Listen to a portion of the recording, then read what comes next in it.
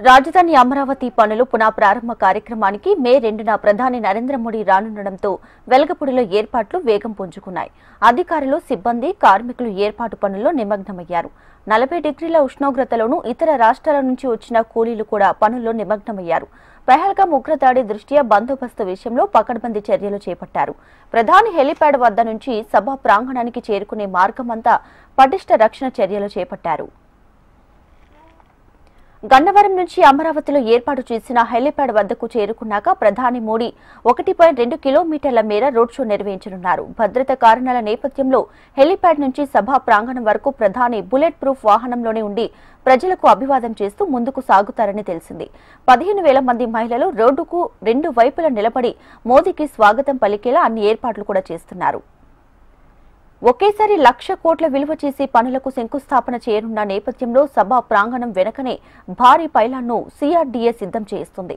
ఈ పైలాన్ శాశ్వత కట్టడంగా అమరావతి రాజధాని చరిత్రలో నిలిచిపోతుంది. ఈ పైలాన్ని ఆవిష్కరించిన తర్వాత మోదీ బహిరంగ సభలో ప్రసంగిస్తారు.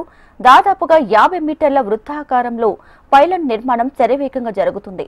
ప్రధాని మోడీ పర్యటన నేపథ్యంలో ఆర్కే రవికృష్ణ, మల్లిక గార్గ్, సర్వేశ్రేష్ఠ త్రిపాఠి, గుంటూరు ఎస్పీ సతీష్ కుమార్ వంటి సీనియర్ ఐపీఎస్ అధికారులంతా వెలగపూడిలోనే మకం వేసి బందోబస్తు ఏర్పాట్లను పర్యవేక్షిస్తున్నారు.